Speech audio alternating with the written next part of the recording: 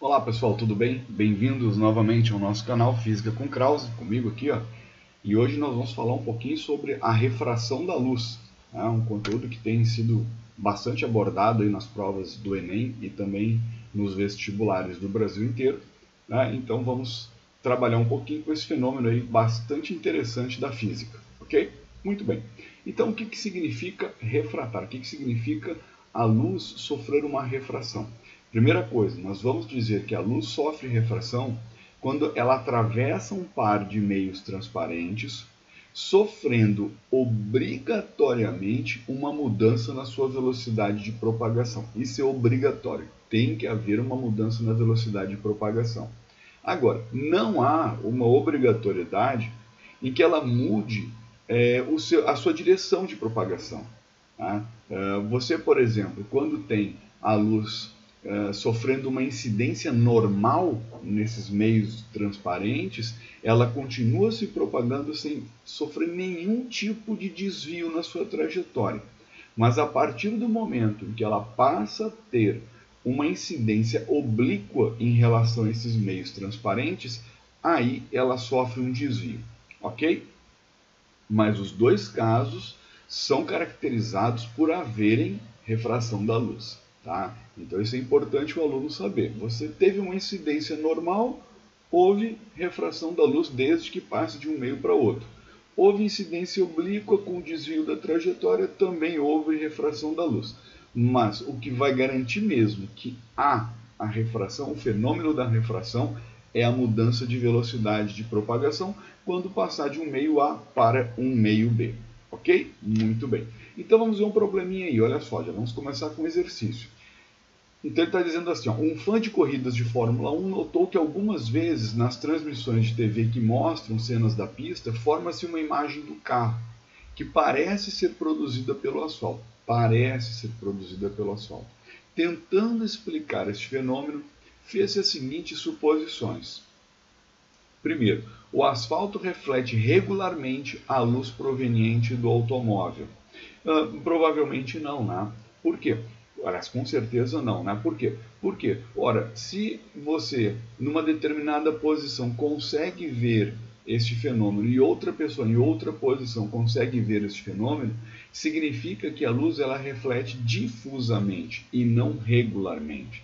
Tá? Até porque a superfície do asfalto, né, ela não é perfeitamente plana e polida para que ela possa refletir regularmente. Então, essa alternativa fora de cogitação. 2. Há uma combinação de refração e reflexão total da luz para produzir esse efeito. Aí sim. Né? E essa combinação de refração e de reflexão total da luz acontece numa camada, né, muito pequena que tem acima da superfície do asfalto, onde o ar está um pouquinho mais aquecido. Você pode ver que esses fenômenos acontecem sempre quando está muito calor. Por quê? Porque aquela camada de ar que está logo acima da superfície do asfalto, ela tem uma característica que permite que aconteça esse fenômeno. Ok? 3. As lentes da câmera de TV, por um efeito da refração, produzem esse efeito. Não necessariamente. Né? Você também, a olho nu, consegue enxergar isso. Então não é proveniente das lentes da câmera de TV. Você também visualiza esse fenômeno sem precisar olhar através de uma câmera de TV. Ok? Então, né, dentre essas suposições, a mais correta realmente é a alternativa 2, ou seja, letra D. Ok? Muito bem. Vou passar aqui alguns tópicos que são importantes, né? Olha só. Então, primeiro, calcular o índice de refração. Então, o que significa esse índice de refração? O índice é o número de vezes que nós vamos perceber o quanto a velocidade da luz vai mudar em relação ao seu maior valor, que é o valor da velocidade da luz no vácuo, que lembra, vale 3 vezes 10 elevado a 8 metros por segundo, ou 3 vezes 10 na quinta quilômetros por segundo.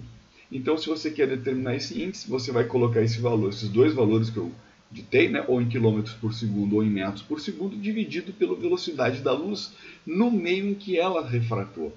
Tá? Bom, aí você lembra que a velocidade é o comprimento de onda vezes a frequência. Então, pelo que você está vendo nesse gráfico aí abaixo, ó, se você tem, por exemplo, a luz se propagando no vácuo, independente da frequência, a velocidade é sempre a mesma. Tá? Por quê? Porque o índice de refração vai valer 1, que é o mesmo que nós consideramos no ar. Tá? Se você colocar a luz agora num determinado meio material, o que se percebe? Percebe-se que, conforme você vai aumentando a frequência, a velocidade da luz ela vai diminuindo, tá, gente? Então você tem ali aquele valor da velocidade da luz diminuindo quando aumenta a frequência. E lembra, cada cor ali, ó, corresponde a uma frequência. Então vermelho, laranja, amarelo, verde, azul, anil e violeta. Você tem a frequência aumentando e está percebendo que a velocidade da luz ela está diminuindo. Ok? Bom, então, como eu citei ali, né, a gente considera o índice de refração no ar igual ao índice de refração no vácuo, como sendo igual a 1. Tá bom? Então vamos ver aí agora, né, a questão. Com base nos conhecimentos sobre o fenômeno de refração da luz, analise as seguintes proposições. O feixe de luz que incide normalmente a superfície de separação entre dois meios homogêneos e transparentes é refletido integralmente para o mesmo meio. Não necessariamente. Né? Então, se você tem meios homogêneos e transparentes, é bem provável que vá acontecer o fenômeno da refração. Se fosse refletido integralmente, né, por exemplo, do ar para a água, você não teria nenhum feixe indo, né, para o meio água. Né? Você teria ele refletindo totalmente na superfície, né, que separa o ar da água, então não é o que acontece. O fenômeno da refração luminosa é sempre caracterizado pelo desvio do feixe de luz. Não, você viu que logo no início, nosso primeiro slide, eu falei o quê? Que pode acontecer a refração tanto com desvio quanto sem desvio. Se a incidência for normal, ocorre a refração, mas sem desvio. O índice de refração de um meio material depende da frequência da luz monocromática que nele se propaga. Tá certo, nós vimos no slide anterior, né, que o índice de refração vai mudando, porque se você muda a velocidade, o índice de refração vai ter que mudar também. E o gráfico do índice de refração n em função da velocidade de propagação v é representado por uma hipérbole equilátera. Sim, é uma curva, né? É uma hipérbole equilátera que faz essa relação entre o índice de refração e a velocidade. Bom, então a alternativa é que todas as proposições são verdadeiras é a alternativa 3 e 4. Então, resposta 03. Olha lá, certo? Muito bem. Bom, então vejamos lá, quando a luz incide numa superfície que separa dois meios transparentes, parte dela retorna ao mesmo meio, parte é absorvida pela superfície e outra parte atravessa para o outro meio. Essa outra parte que atravessa para o outro meio é o que está refratando. Então, olha lá, ó, nós temos a luz incidente, a luz refletida e a luz que é refratada. Nós até podemos entender que naquela superfície S ali, ó, deve haver um pouco também de absorção. Tá? Muito bem. Bom, mas quando a luz passa de um meio para outro, ela sofre uma mudança na sua velocidade de propagação. Olha lá, ó.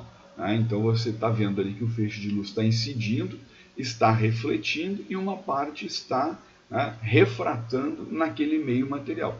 Quando ela refrata naquele meio material, ocorre a mudança da velocidade de propagação da luz. Tá certo? Muito bem. Então vamos ver agora um problema. Em um experimento, um aluno colocou uma moeda de ferro no fundo de um copo de alumínio. A princípio, a moeda não pode ser vista pelo aluno, cujos olhos encontram-se no ponto A da figura. A seguir, o copo foi preenchido com água e o aluno passou a ver a moeda, mantendo os olhos na mesma posição. Podemos afirmar que, bom pessoal, o que vai acontecer? Esse é um experimento que você pode fazer até em casa.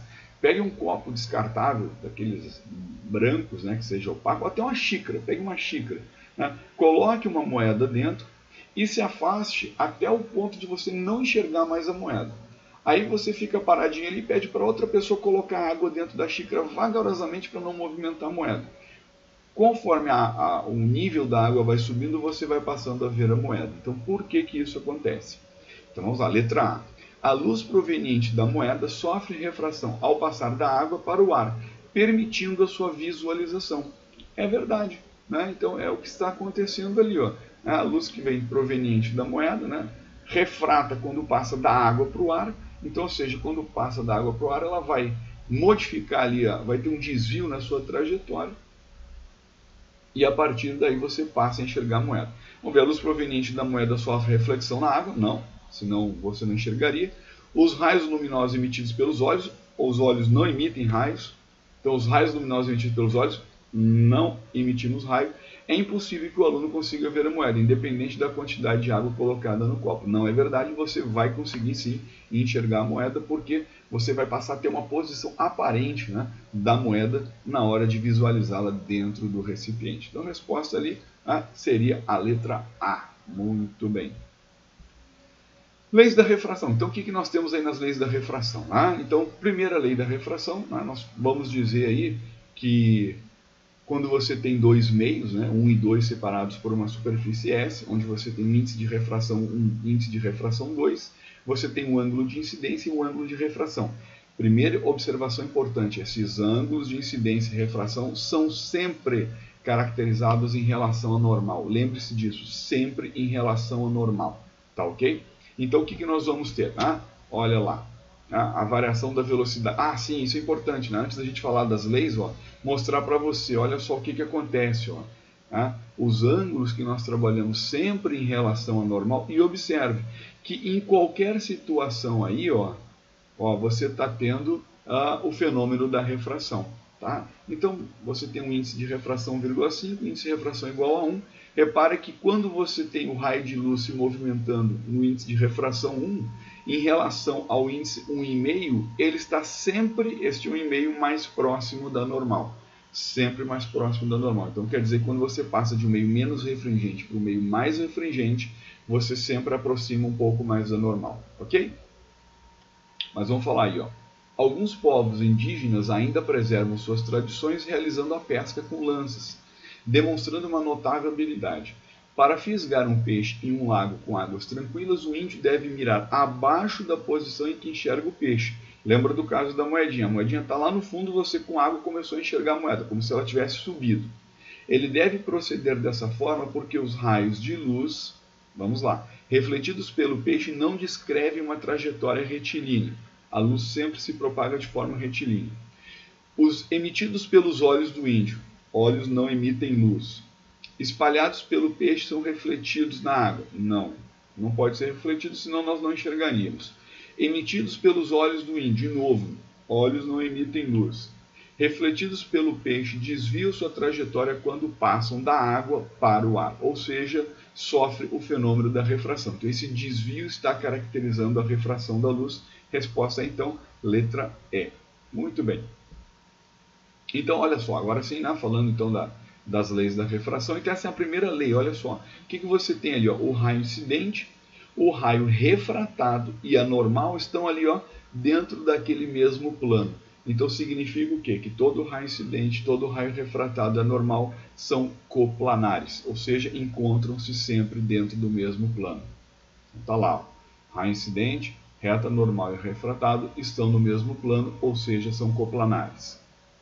Segunda lei, o que diz? Que o seno do ângulo de incidência vezes o índice de refração do meio 1 é igual ao seno do ângulo de refração vezes o índice de refração do meio 2. Então, ou seja, é constante o produto do seno do ângulo de incidência ou de refração com o índice do meio na qual a luz está. Então você pegou o índice de refração, multiplicou pelo seno de um meio, de um ângulo, tem que ser igual ao índice de refração do outro meio vezes o seno do ângulo. Então olha lá, N1 seno I é igual a N2 seno R. E observa que se você tem o N2 ali maior do que o N1, olha como ele se aproxima da normal. Foi o que eu falei, onde o índice de refração é maior, o raio sempre está mais próximo da normal.